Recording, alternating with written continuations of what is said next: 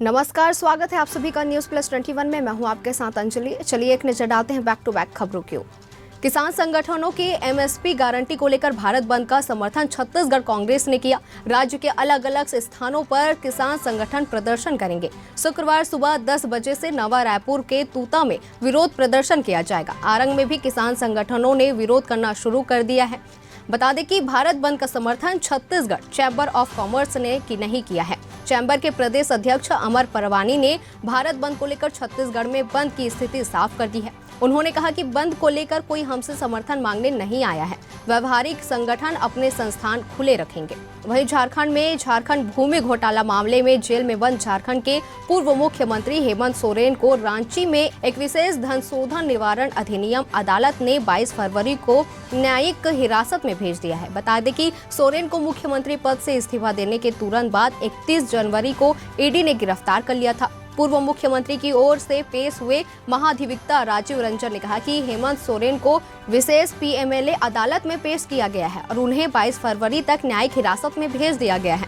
हम उनके लिए जमानत याचिका दायर करेंगे। सोरेन ने पीएमएलए अदालत पहुंचने पर वहां मौजूद अपने समर्थकों को हाथ मिलाकर अभिवादन किया। 2 फरवरी को अदालत ने सोरेन को 5 दिन के लिए ईडी हिरासत में भेज दिया था। 2 बार 7 दिन के लिए ईडी की उनकी हिरासत बढ़ाई जा चुकी है। वहीं राजधानी दिल्ली के अलीपुर में देर रात पेंट फैक्ट्री में आग में झुलसने से 11 लोगों की मौत हो गई, जबकि 4 लोग गंभीर रूप से घायल हो गए हैं। दमकल की 22 गाड़ियों ने करीब 1.5 घंटे की मशक्कत के बाद आग पर काबू पाया। ज्यादातर मृतकों को पहचान पाना मुश्किल है। उनके शरीर पूरी तरह से जल चुके हैं। मृतक फैक्ट्री के ही मजदूर बताए जा रहे हैं। जानकारी के अनुसार शुरुआत में आग लगने पर वहां मौजूद मजदूर आग बुझाने का प्रयास कर रहे थे, लेकिन उसी वक्त पेंट बनाने वाले केमिकल में ड्रम में विस्फोट हो गया और आग भड़क गई। इससे आग बुझाने वाले मजदूर चपेट में आ गए। पुलिस ने 11 जनों की मौत की पुष्टि की है। कुछ घायलों को अस्पताल ले जाया गया है। मरने वालों की संख्या बढ़ सकती है। वहीं संयुक्त किसान और किसान मजदूर मोर्चा ने आज 16 फरवरी भारत बंद का आह्वान किया है। इसके चलते बॉर्डर पर सघन चेकिंग चल रही है। इसके चलते दफ्तर का समय शुरू होते ही ट्रैफिक जाम की समस्या शुरू हो गई है। गाजीपुर बॉर्डर पर गाड़ियों की लंबी कतारें लगनी शुरू हो गई हैं। हालांकि किसान आंदोलन के चलते दिल्ली की सीमाओं पर बैरिकेडिंग के चलते भी रास्ते डाइवर्ट हैं या फिर निकलने का रास्ता संकरा दिया गया है। इस वजह से भी दिल्ली की सीमाओं पर पिछले 4 दिनों में भयंकर ट्रैफिक जाम की स्थिति पैदा हो रही है। वहीं भारत बंद के चलते नोएडा में सीआरपीसी की धारा 144 लागू कर दी गई है, जबकि दिल्ली में पहले से ही लागू है। इसके अलावा नोएडा पुलिस ने ट्रैफिक एडवाइजरी भी जारी कर दी गई है। पेटीएम की पेरेंट कंपनी 197 कम्युनिकेशन के लिए कुछ भी अच्छा नहीं चल रहा है। आरबीआई के पेटीएम पेमेंट्स बैंक पर प्रतिबंध लगाने के बाद से कंपनी के शेयरों में लगातार गिरावट देखी जा रही है। पिछले कुछ दिनों में पेटीएम की पेरेंट कंपनी के शेयर 998.30 रुपए से गिरकर 52 वीक के लो लेवल 325.05 रुपए पर आ चुके हैं। मार्केट कैप भी घटकर 20,645 करोड़ रुपए हो गए हैं। अब पेटीएम शेयरों के सर्किट लिमिट में एक बार फिर से बदलाव किया गया है। इससे पहले जब 2 दिनों तक लगातार पेटीएम के शेयर 20% गिरे थे, तो इसकी सर्किट लिमिट 10% तक दी गई थी।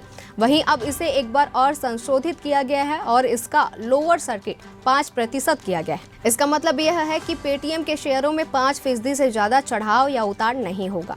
बिग बॉस OTT 2 के विनर और यूट्यूबर एल्विस यादव लगातार कंट्रोवर्सी में बने हुए हैं। पिछले साल यूट्यूबर सांप के जहर की सप्लाई करने और रेव पार्टी के मामले में बुरे फंसे थे।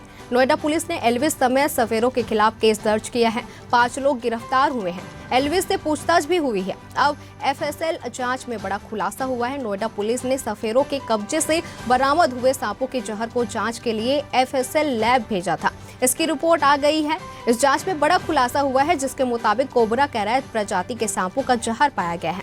FSL रिपोर्ट सामने आने के बाद एल्विस यादव की मुश्किलें बढ़ सकती हैं। साउथ सुपरस्टार रजनीकांत की बेटी ऐश्वर्या रजनीकांत की फिल्म लाल सलाम रिलीज के हफ्ते भर में पस्त पड़ती नजर आ रही है। फिल्म को ऑडियंस नहीं मिल रहे हैं। ये फिल्म रिलीज के 7वें दिन 1 करोड़ भी नहीं कमा सकी। फिल्म ने गुरुवार को 81 लाख रुपए कमाए हैं। इस लिहाजे से फिल्म ने 7 दिनों में 14.97 करोड़ की कमाई कर ली है। इस स्पोर्ट्स ड्रामा फिल्म में रजनीकांत का एक्सटेंडेड कैमियो है। वहीं अगर रवि तेजा की बात करें तो ये फिल्म भी रजनीकांत की लाल सलाम के साथ ही रिलीज हुई थी। फिल्म ने बॉक्स ऑफिस पर लाल सलाम से बेहतर कमाई की है। उनकी फिल्म ने गुरुवार को 1.07 करोड़ की कमाई कर ली है। इस लिहाजे से फिल्म ने 7 दिनों में 21.52 करोड़ कमा लिए हैं। तो वैसी तमाम जानकारियों से लगातार अपडेट रहने के लिए देखते रहिए न्यूज़ प्लस 21, आपके हक की बात।